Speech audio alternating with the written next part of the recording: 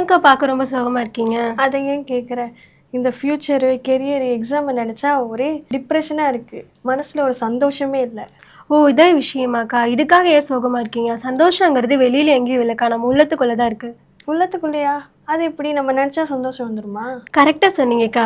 நெனச்சா மட்டும் வராது சந்தோஷம். ஏசப்பா நம்ம உள்ளத்துக்குள்ள வந்துட்டாருனாவே, அதுவே ஒரு தனி சந்தோஷம்க்கா. ஆமாம், உண்மைதான். அப்போ ஏசப்பா நம்ம கூட இருக்கிறப்ப நம்ம பயப்பட வேண்டிய அவசியமே இல்லை தானே? சரியா சொன்னீங்கக்கா.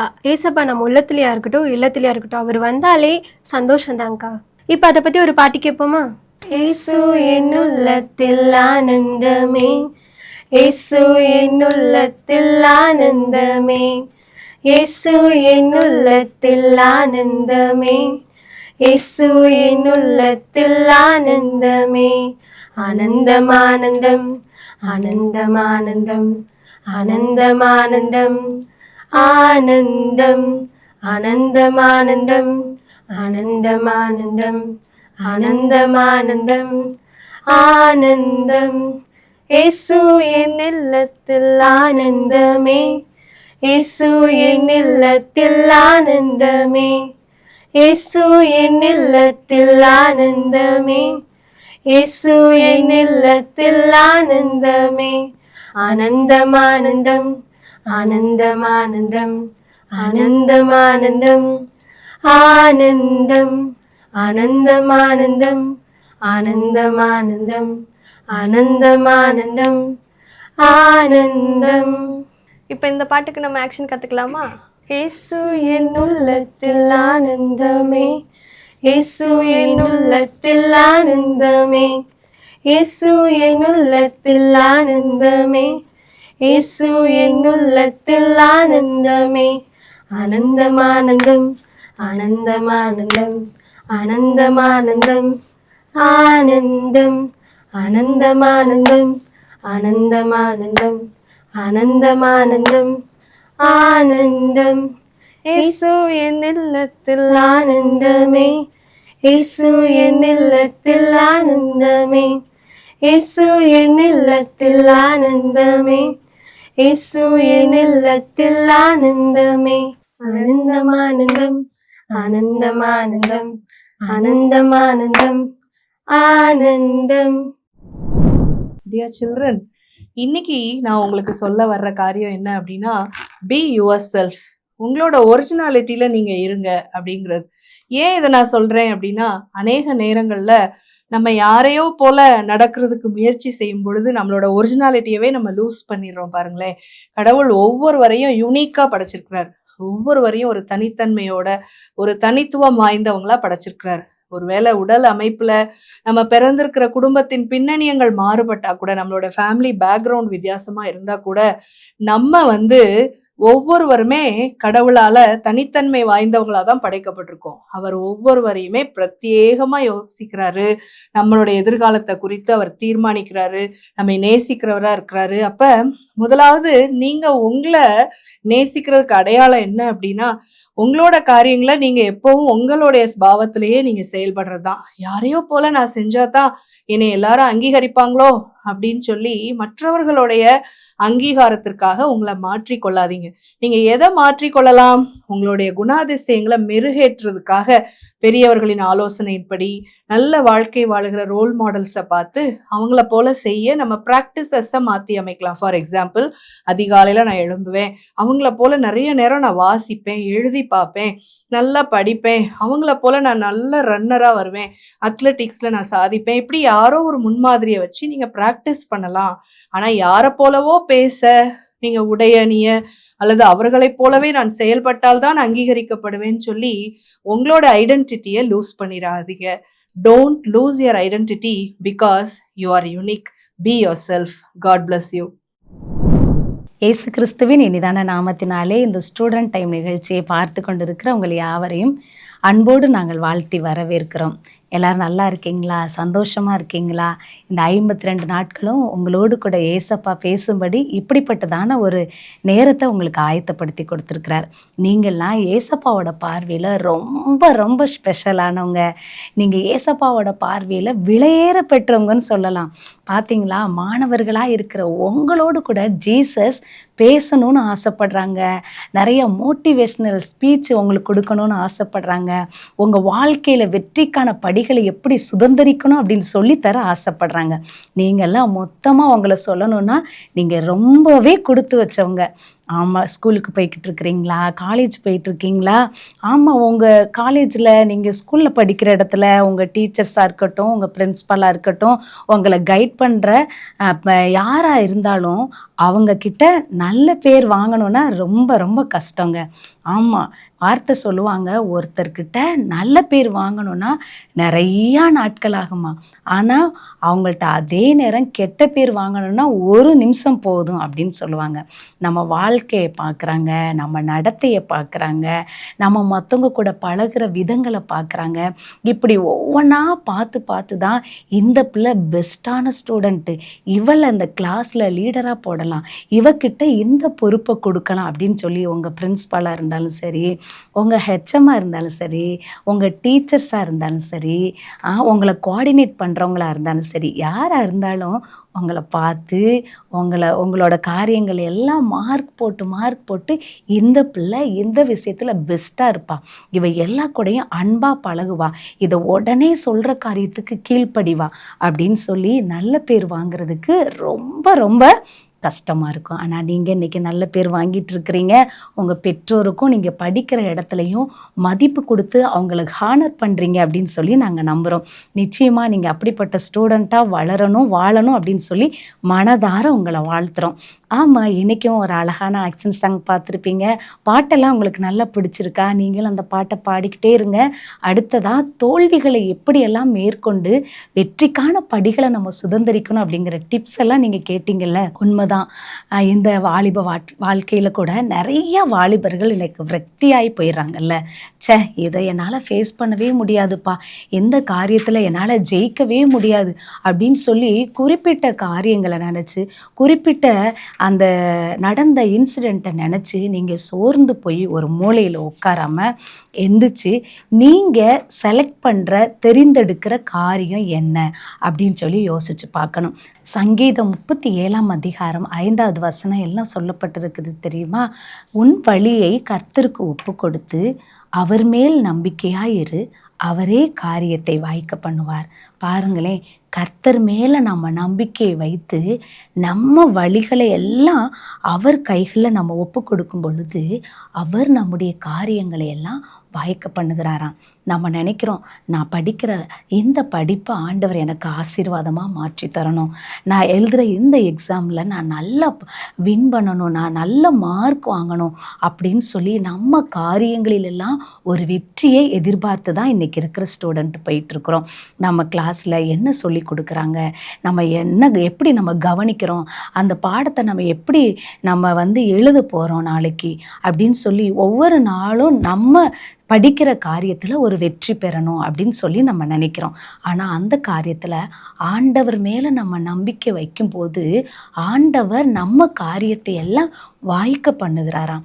ஏன்னா இயேசு கிறிஸ்து தான் எல்லாவற்றையும் படைத்து எல்லாவற்றையும் ஆளுகை செய்கிற ஒரு தேவன். அப்போ நமக்கு ஞானம் தந்தாலும், நம்ம படிக்கிறதுக்கு ஒரு மெமரி பவராக இருக்கட்டும், நம்ம நிறைய காரியங்களை நினச்சி திங்க் பண்ணாமல் ஒரு மனதாக நம்ம படிக்கிறதா இருக்கட்டும், எதுவாக இருந்தாலும் ஆண்டவர் துணை நமக்கு இருந்தால் மாத்திரம்தான் நம்ம காரியத்தில் வாய்க்க பண்ண முடியும், நம்ம வெற்றி பெற முடியும் அப்படின்னு இந்த வசனம் சொல்லுது.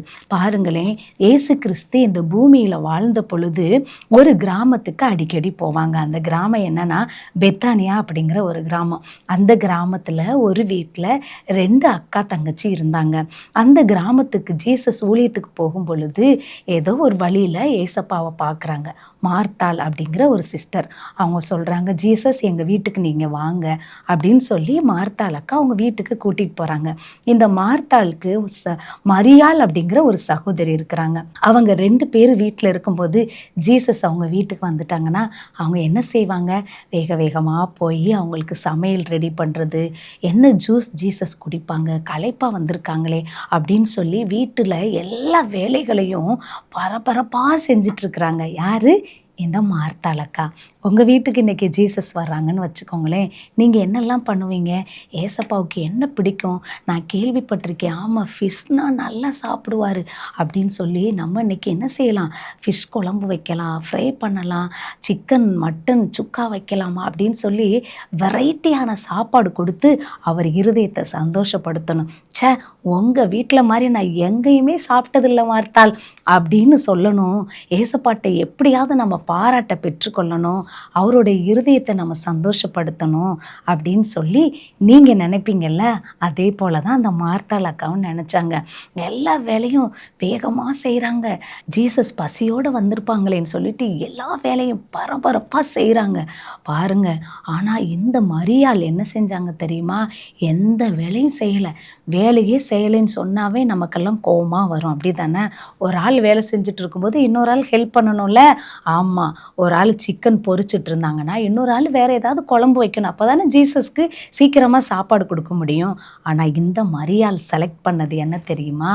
ஜீசஸோட பாதம் மட்டும் எனக்கு போதும் அப்படின்னு செலக்ட் பண்ணிக்கிட்டாங்க.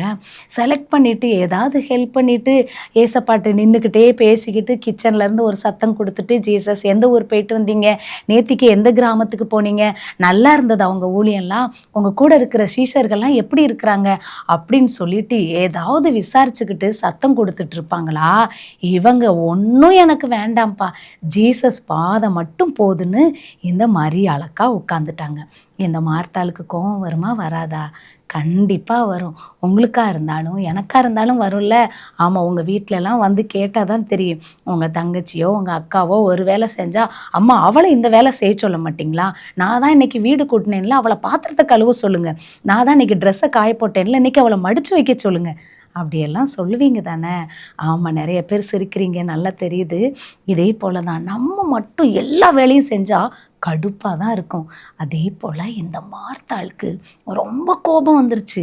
நேராக விறுவிறுன்னு ஜீசஸ் பக்கத்தில் வந்தாங்க.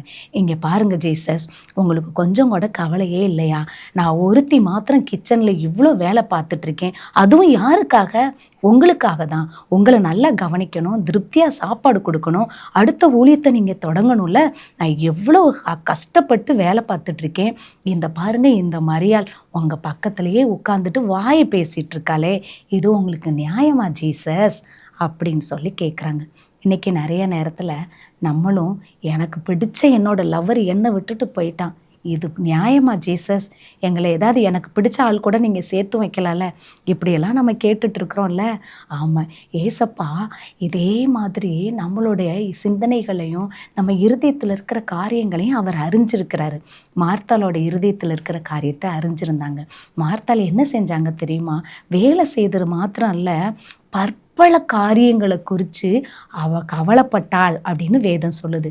பாருங்கள், லூக்கா எழுதின சுவிசேஷம் 10வது அதிகாரம் 41வது 42வது வசனத்தை நீங்கள் வாசித்து பாருங்களேன். அந்த மார்த்தாளுக்கு ரிப்ளை பண்ணுவாங்க ஜீசஸ். இயேசு அவளுக்கு பிரதியுத்தரமாக, மார்த்தாளே மார்த்தாளே, நீ அநேக காரியங்களை குறித்து கவலைப்பட்டு கலங்குகிறாய் அப்படின்னு சொல்கிறாரு ஜீசஸ். பாருங்க, வெளியில் அவங்க கோவப்படுறது தான் நமக்கு தெரியும், ஆனால் அவங்க உள்ளத்துக்குள்ள அநேக காரியத்தை குறித்து அவங்க கவலைப்பட்டு கலங்குறத ஜீசஸ் அந்த இடத்துல மென்ஷன் பண்ணுறாங்க. பார்த்தீங்களா, அவங்க ரொம்ப காரியத்தை குறித்து ஃபீல் பண்ணிகிட்டே இருக்காங்க. ஐயோ, நமக்கு அம்மா இல்லையே, நம்மளை யார் பாதுகாத்துக்குருவா, எனக்கு இந்த காரியத்தில் யார் ஹெல்ப் பண்ணுவா, இப்படிங்கிற அநேக கவலைகள் அவங்க உள்ளத்தை அழுத்தி கொண்டே இருக்குது. இதை ஜீசஸ் பார்க்குறாங்க. மார்த்தாளே, நீ நிறைய காரியத்தை குறித்து ஃபீல் பண்ணிட்டு இருக்கிறப்பா, உன்னையவே நீ ஸ்ட்ரெஸ்ஸுக்குள்ளே கொண்டு போய்கிட்டு இருக்க. அப்படி இல்லை மகளே, இந்த உன் தங்கையாக்கிய மரியாளை பாரு, எல்லாவற்றையும் விட என்னுடைய பாதத்தை தெரிந்து கொண்டாள். தேவையானது ஒன்றே, மரியாள் தன்னை விட்டு எடுபடாத நல்ல பங்கை தெரிந்து கொண்டாள். செலக்ட் பண்ணியிருக்கிறா பாருங்களேன். இதுதான்ப்பா பெஸ்ட்டுன்னு சொல்கிறாங்க. அதுக்காக நீ எனக்காக பிரயாசப்பட்ட சாப்பாடு நோன்னு நான் சொல்லலை, நீ எனக்காக ஸ்பெஷலாக ரெடி பண்ணியிருக்கிற இந்த ஐட்டம் எனக்கு வேண்டான்னு நான் சொல்லலை. ஆனால் இதை எல்லாத்தையும் விட என்னுடைய பாதத்தை தெரிந்து கொண்ட இந்த மரியாள் பெஸ்ட்டுன்னு நான் சொல்கிறேன்னு அன்னைக்கு மார்த்தாளுக்கு சொன்னாங்க. இன்றைக்கும் ஸ்டூடெண்ட்ஸ், உங்களை பார்த்து ஜீசஸ் சொல்கிறாங்க, இந்த உலகத்தில் நீங்கள் அநேக காரியத்தை தெரிந்தெடுத்திருக்கிறீங்க. உங்கள் ஃப்ரெண்ட்ஸாக இருக்கட்டும், உங்கள் ஃப்யூச்சருக்கு வர்ற உங்களோட பார்ட்னராக இருக்கட்டும், உங்களோட வேலையாக இருக்கட்டும், எதுவாக இருந்தாலும் நீங்கள் எப்படி செலக்ட் பண்ணுறீங்க அப்படின்னு சொல்லி ஆண்டவர் பார்க்குறார். முதலாவது ஜீசஸ் எனக்கு போதும் என் வாழ்க்கையிலேன்னு சொன்னி, என்னுடைய வாழ்க்கையில் ஜீசஸ் மட்டும் போதும்னு நீங்கள் அவரை தெரிந்தெடுத்துட்டீங்கன்னா இந்த உலகத்தில் மற்றது எல்லாமே உங்களுக்கு பெஸ்ட்டாகவே கிடைக்குங்க.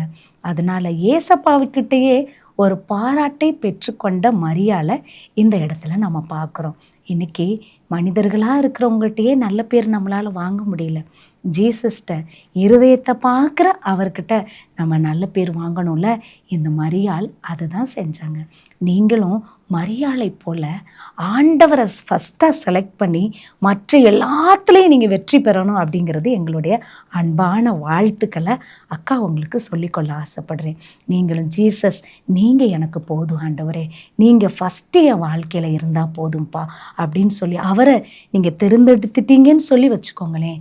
ஏசப்பா மற்ற எல்லா காரியத்தையும் உங்களுக்கு சூப்பராக செஞ்சு கொடுப்பாங்க, அழகாக ரெடி பண்ணி கொடுப்பாங்க.